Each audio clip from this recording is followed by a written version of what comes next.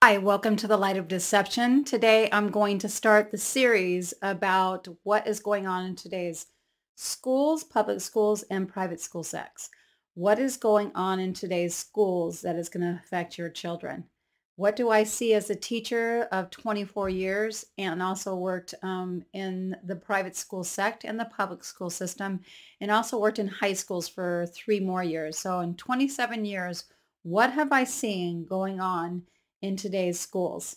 Well, this is going to shock you, some of it. Some of it you might know. And for those who are new on the site, this site, The Light of Deception, is talking about church and world deception from a biblical viewpoint. And so today we're going to talk about the deception in today's schools. And I know a lot of you, this is going to be a red flag. So share this forward with people that you think do not know this information, could benefit from knowing this information, grandparents, parents, parents about ready to put their children in schools and trying to make school choices, to be very cautious on where you put your your children these days. So here we go. We're going to be talking about a little bit about critical race theory, comprehensive sex education, social emotional learning, and diversity, equity, and inclusion, and many other destructive practices ruining our schools. Now, I wanted to start off with telling you a little bit about the background of all this information. So Truth in Education is a really good resource if you haven't heard of them. They are really on the front lines with this stuff. So Truth in Education, this is kind of just an opening for them. It says Truth in Education is a nonprofit organization founded to educate parents and legislators on the radical ideologies being taught in our schools. Now, they do have a mission statement. This really is helpful because this is going to tell you what their game plan is here. It says our mission is to stop the sexualization and indoctrination in our public and private schools, expose the explicit anti-American content and pornographic material aimed at kids, and take back our parental authority to restore respect, honor, character. This is it. That makes sense. To restore respect, honor, character, and virtue in our classrooms, and our God-given right as parents to guide and direct the education and health of our children. The school system does not have the right to tell you what your children should be listening to and should be hearing and should be humanistic doctrinization. They should not be have that much power over your children, what they're setting their eyes to, and it just keeps getting more and more corrupt and more evil. And I wanted you guys to see this. This is impactful, just impactful video. It's going to be talking so much about what is comprehensive sexual education. So you need to know about that. And this is from a channel out there and also a website that's called Protect Our Kids. And we need to protect our kids. So let me give you an introduction to this. Increasing numbers of states across America now have some form of comprehensive sexual education, or CSE, in their public schools. This video describes what CSE is, the organization behind it, the worldview it represents, and sample curriculum. You're going to be shocked. All parents of K through 12 public school children should be aware of this information. So here it is. What is comprehensive sexuality education, and why should you be concerned about it? Isn't education a good thing, especially about something as universal as sex? And if you're going to educate, shouldn't it be comprehensive? Well, maybe. It depends on who's doing the educating, who it's intended for, and for what purpose. Sex ed used to mean learning about human reproduction and was usually taught in high school biology. Not anymore. According to UNESCO, the United Nations Education, Scientific, and Cultural Organization, CSE is a process of teaching and learning about the cognitive, emotional, physical, and social aspects of sexuality. Sounds okay, until that is, you pull back the curtain to understand who else is behind CSE and why. Organizations like SIECUS, Planned Parenthood, Advocates for Youth, the Human Rights Campaign, and others which have motives for CSE that go well beyond what you might think. SIECUS, or Sexuality Information and Education Council of the United States, which despite the name is not a government organization, has recently rebranded itself to declare what it's really about: sex ed for social change, which it defines as a large-scale culture shift. Not surprising, since SIECUS was started by this woman, Mary Calderon, who previously was the medical director of Planned Parenthood, a devotee of the eugenist and serial pedophile Alfred Kinsey. What about Planned Parenthood, another one of the big sponsors of CSE? This organization was started by Margaret Sanger, who believed abortion was a means to cull the racially inferior or mentally unfit from society. For Planned Parenthood, using a gender transformative approach, CSE is a means to transform gender roles and advance equitable social systems. Advocates for Youth, co-sponsor of an organization called the Future of Sex Education, sees CSE as a means of advancing social, racial, and reproductive justice and equity. This thing called intersectionality, which translated means victim identity politics, and of course, language inclusivity, by which is meant people's preferred gender pronouns. These are the groups behind CSE. But who is CSE intended for? College students who presumably are mature enough to understand and weigh the implications of such material? Not hardly.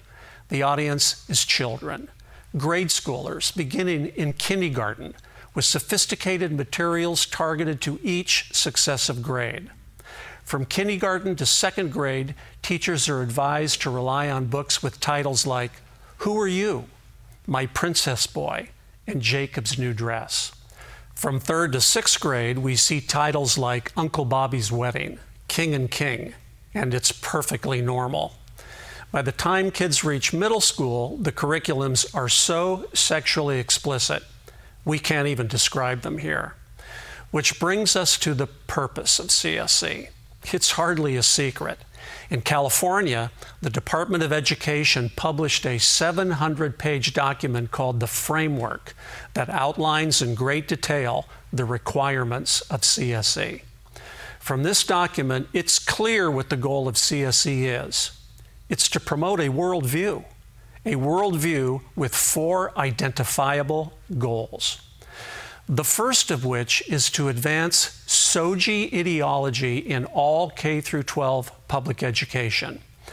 SOGI stands for Sexual Orientation, Gender Identity, and conveys the idea that both sexual attraction and gender exist along a spectrum. One's biological sex is meaningless. CSE teaches children to embrace subjective sexual and gender identities, if need be, through the force of law. The second goal of the CSE worldview is to sexualize children. CSE encourages children to become sexually active beginning in grade school. The evidence for this is amply provided in the various approved curriculums. The third goal is to destroy the nuclear family as the indispensable support of a healthy society, or at least the idea of it. CSE teaches that all arrangements and groupings of consenting adults are equally valid. Fourth, and finally, CSE seeks to undermine parental authority. A parent's conventional understanding of sex and gender are taught as negative stereotypes and may even be signs of spiritual abuse. Parents are discouraged from viewing CSE teaching materials by a mass of bureaucratic red tape. Children are coached on how to get contraceptives, treatment for STDs, and even abortions, all without a parent's consent or even knowledge. Taken together, as SIECUS's motto declares, the purpose of CSE is to bring about social change. But is this kind of social change a goal shared by tax-paying parents of children in the public school system? Should it be? Forewarned is forearmed. I'm Mark Schneider with Protect Our Kids. Okay, shocking, right? They put it together in 6 minutes and it just impactful. Let people know what is going on, not only just in the public schools, because this is going into the private schools too. Now, there's some private schools that are standing steadfast and they're not wavering, but they are a diamond in the rough. So it's going to be really hard to find a place that you can trust to teach a God-given curriculum, a God-centered curriculum, a curriculum that is actually going to be really good for your children when it's just focusing on what they need to learn, mathematics, language and literacy, right? We're talking about true history. We're talking about social studies. We're talking about all the different facets and staying out of the areas that parents are responsible for. Now, I want to go back to the goals for truth in education. This is another thing they're doing. It says educate parents and the community on the harmful ideologies in the schools and teach them to educate others. That's exactly what I'm screaming out here too. Advocate for safe school media centers, libraries, free from student access to inappropriate books and material. You'll be shocked what is provided now. Promote critical thinking over feelings. Your feelings will always lead you astray, your emotions. Defend organizations that are tied to any agendas that are divisive.